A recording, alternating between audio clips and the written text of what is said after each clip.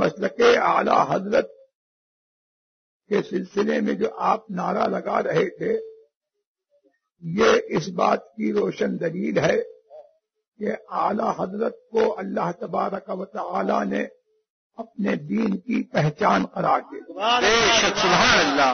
اور اعلی حضرت عظیم البرکت رضی اللہ تبارک و تعالی عنہ اہل محبت کی پہچان ہے، اور اہل محبت اور اہل عشق کے دلوں کی دھڑکن ہے، اور اسی لیے عشق و محبت کا دوسرا نام اعلی حضرت ہے۔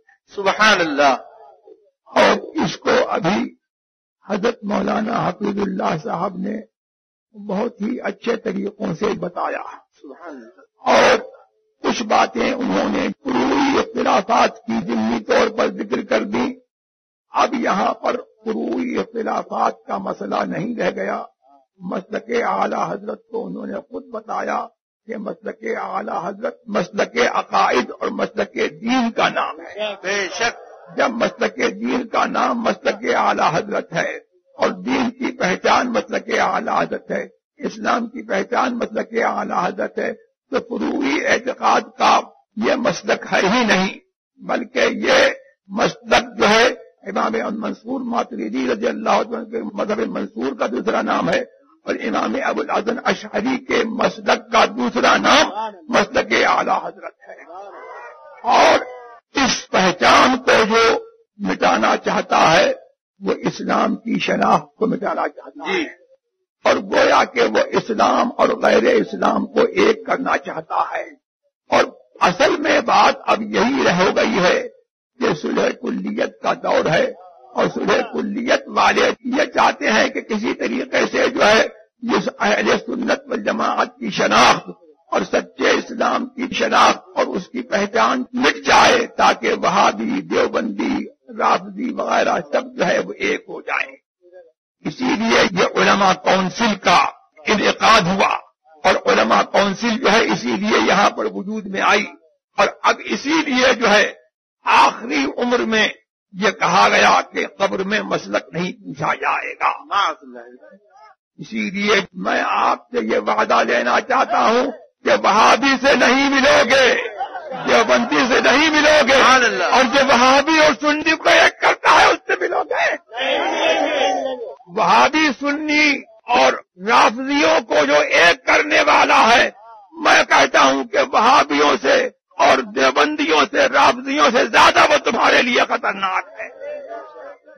تو وہ علماء کونسل ہو یا علماء کونسل کے زیر انتظام اور اس کی سرپرستی میں چلنے والی جو ہے کوئی تبلیغی تنظیم ہو، سنی دعوت اسلامی ہو یا کوئی ہو، وہ تمہارے لیے جو ہے نمائندہ سنی تنظیم نہیں ہے، سنی جماعت نہیں ہے۔ سبحان اللہ۔ مسلک اعلی حضرت، فیضان اعلی حضرت۔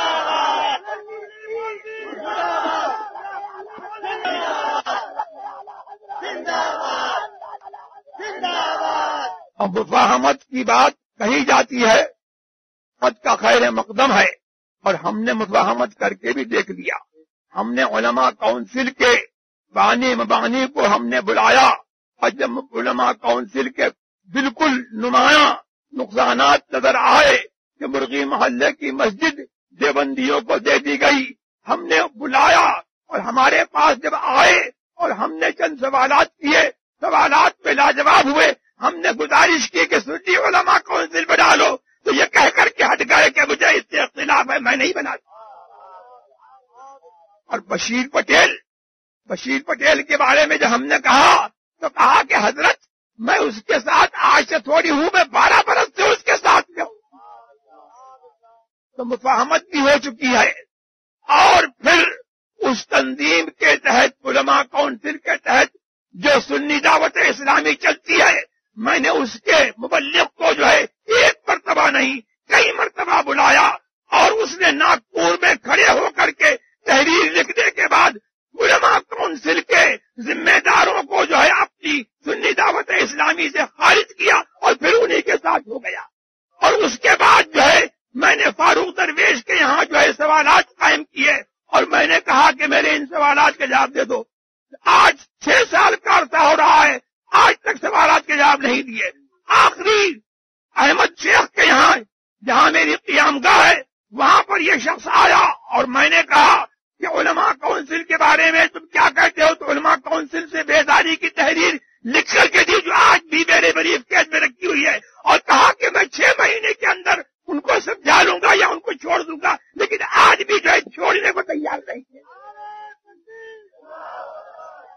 ایسے لوگوں سے جو سنیت کے ساتھ اور ذمہ دار ہو کر کے اور سنیت کا لیبل لگا کر کے اہل سنت والجماعت کے ساتھ جو ہے دھوکہ کرتے ہیں اور صلح کلیت کا بازار گرم کیے ہوئے ہیں، ان سے کس طریقے سے جو ہے کون سی بغاوت ہو سکتی ہے؟ لہذا اب یہ وقت ہے کہ ایسے لوگوں کو بے نقاب کیا جائے. لہذا الحمدللہ اپنی ذمہ داری جو ہماری ذمہ داری ہے وہ ہم نے اس کو جو ہے نبھایا اور ہم نے پورا کیا اور ہم نے جو ہے پبلک کو بتا دیا. اب میں یہ دیکھتا ہوں کہ پبلک کا معاملہ یہ ہو گیا کہ ادھر بھی جاتی ہے ادھر بھی جاتی ہے. مسلک اعلی حضرت زندہ باد بھی ہے اور جہاں مسلک اعلی حضرت کو مٹانے کی کوششیں کی جاتی ہیں وہاں بھی جو ہے جا کر کے نعرے لگائے جاتے ہیں. تو یہ نہیں چلے گا. منکسرت سواد قوم فہو منہم، میرے سرکار نے فرمایا کہ جو جس قوم کو جو ہے کہ مجمع بڑھائے وہ انہی میں سے ہے. آپ کو ایک ہو کر کے رہنا پڑے گا. اگر آپ اعلی حضرت کے ہو تو مسلک اعلی حضرت سے جن کا رشتہ ہے ان کے ہو. ہمارے ہاں اس سلسلے میں جو ہے بریلی والوں کی بھی رعایت نہیں ہے، جنہوں نے جو ہے اعلی حضرت کے کہلاتے ہیں اور اعلی حضرت کے ہو کر کے انہوں نے اتحاد ملت علماء کونسل کے رنگ پر قائم کیا ہے. میں کہتا ہوں کہ میرا ان سے کوئی رابطہ نہیں ہے، بلکہ میں یہ کہتا ہوں کہ اعلی حضرت سے ان کی کوئی نسبت نہیں ہے.